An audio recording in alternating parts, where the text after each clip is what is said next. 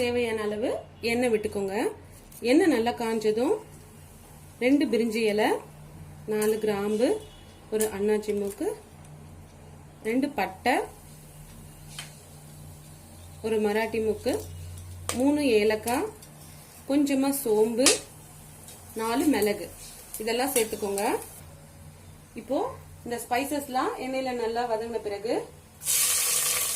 ஒரு 5 medium size வெங்காயத்தை நான் கருவேப்பிலையோட சேர்த்து இந்த எண்ணெயில சேர்த்துக்கிறேன். எண்ணெயில நல்லா வதக்கி விட்டுக்கோங்க. வெங்காயம் கொஞ்சம் வதங்கின பிறகு ஒரு பெரிய ஸ்பூன்ல 1 ஸ்பூன் இஞ்சி பூண்டு விழுது சேர்த்து நல்லா வதக்கி விட்டுக்கோங்க. இஞ்சி பூண்டோட பச்சை வாசனை போன பிறகு ஒரு 4 தக்காளிய நறுக்கி நான் இதுல சேர்த்துக்கிறேன். தக்காளி நல்லா வதங்கட்டும். இப்போ தக்காளி கொஞ்சம் வதங்கினதும் ஒரு கைப்பிடி புதினா, ஒரு 3 பச்சை மிளகாவை நீல வாக்குல கட் பண்ணி இதுல சேர்த்துட்டு வதக்கி விட்டுக்கிறேன். இப்ப தக்காளி நல்லா வதங்கட்டும். தக்காளி நல்லா வதங்கின பிறகு கொஞ்சமா பீன்ஸ், கொஞ்சமா கேரட் நான் இதுல சேர்த்துக்கிறேன். சேர்த்துட்டு அதையும் ஒரு 1 நிமிஷத்துக்கு இந்த எண்ணெயிலே வதக்கி விட்டுக்கோங்க. இப்போ 1 நிமிஷத்துக்கு பீன்ஸ் கேரட் வதங்கிருச்சு. இது வந்து கிட்னி பீன்ஸ். நேத்து நைட்டே நான் ஊற வச்சுட்டு காலையில 2 விசில் வேக வச்சு எடுத்திருக்கேன். இது 2 விசில்ல வேகாது. சோ இப்போ நம்ம சாதம் வந்து ஒரு 2 விசில் வைக்க போறோம். அதனால மொத்தமா 4 விசிலுக்கு நான் 2 விசில் வேக வச்சு எடுத்துட்டு இந்த காய்கறியில சேர்த்து ஒரு 1 நிமிஷத்துக்கு வதக்கி விட்டுக்கிறேன். இப்போ ஒரு 2 நிமிஷத்துக்கு கிட்னி பீன்ஸ் நல்ல காய்கறியில வதங்கிடுச்சு. இந்த நேரத்துல 1/2 ஸ்பூன் மஞ்சள் தூள், 1 ஸ்பூன் கரம் மசாலா, காரத்துக்கு நான் ஒரு 2 ஸ்பூன் பிரியாணி மசாலா சேர்த்திருக்கேன். ஆல்ரெடி 3 பச்சை மிளகாவை வெட்டி போட்டிருக்கேன்.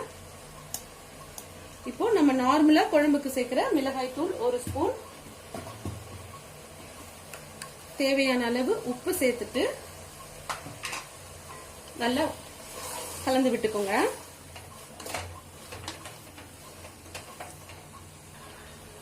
ஒரு நிமிஷத்துக்கு இந்த மசாலால கிட்னி பீன்ஸ் வதங்கட்டும். இப்போ நான் இந்த டம்ளர்ல 2 டம்ளர் அரிசிய நல்லா கழுவி 1/2 மணி நேரத்துக்கு ஊற வச்சு எடுத்து வச்சிருக்கேன். இப்போ இந்த கிட்னி பீன்ஸ் மசாலாவோட ஒரு 1 நிமிஷத்துக்கு வதங்கிருச்சு.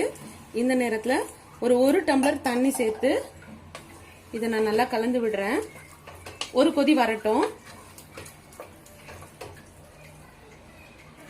இப்போ ஒரு கொதி வர ஆரம்பிச்சிருச்சு. நம்ம ஊற வச்ச அரிசிய இதுல சேர்த்துக்கலாம். நான் இன்னைக்கு பிரியாணி அரிசி சேர்க்கல, நார்மல் நம்ம சாப்பாட்டு அரிசி தான் சேர்த்திருக்கேன். நீங்க பிரியாணி அரிசி வேணும்னாலும் சேர்த்துக்கோங்க, இல்ல பச்சரிசியில கூட செய்யலாம். அரிசி சேர்த்துட்டு இந்த மசாலாவோட அரிசிய கலந்து விடுங்க.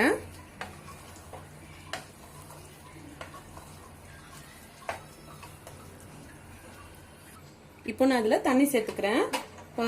2 டம்ளர் அரிசிக்கு நான் ஆல்ரெடி 1 டம்ளர் தண்ணி ஊத்திருக்கேன். இப்போ 2வது டம்ளர் சேர்த்திருக்கேன். இப்போ நான் 4 டம்ளர் தண்ணி சேர்த்திருக்கேன். உங்க அரிசி எந்த பக்கம் இருக்குமோ அதுக்கு ஏத்த மாதிரி தண்ணி சேர்த்துக்கோங்க. எனக்கு வந்து நல்ல சாதம் ஆகும். சோ அதனால நான் 4 டம்ளர் தண்ணி சேர்த்திருக்கேன். கொஞ்சம் இந்த கிட்னி பீன்ஸும் இன்னும் ஒரு 2 விசில் வேகத்துக்கும் சரியா இருக்கும். சாதமும் 2 விசில்ல வெந்துரும். இப்ப நல்லா கலந்து விட்டுட்டு அடுப்பை தூக்கி விட்டுக்கோங்க. ஒரு கொதி வரும்போது உப்பு செக் பண்ணிக்கோங்க. இப்போ ஒரு கொதி வர ஆரம்பிச்சிருச்சு. நான் உப்பு காரம் செக் பண்ணிட்டேன். இந்த நேரத்துல மீடியம் ஃப்ளேம்ல வச்சுக்கோங்க. குக்கர் விசில் போட்டு நான் 2 விசில் வச்சுக்கிறேன். எனக்கு ரொம்ப சாதம் ஓரளவு வெந்திருந்தா தான் பிடிக்கும். ஸோ நான் 2 விசில் வச்சுக்கிறேன். உங்க அரிசிக்கு தகுந்தாப்புல நீங்க விசில் போட்டுக்கோங்க. இப்போ சைட்ல எல்லாம் லேசா எடுத்து விட்டுக்கோங்க. நல்லா சாதம் வெந்திருக்கு. இப்போ இது மேல கொத்தமல்லி தூவி லேசா கலந்து விட்டீங்கன்னா சுவையான கிட்னி பீன்ஸ் வித் பிரியாணி தயாராயிடுச்சு.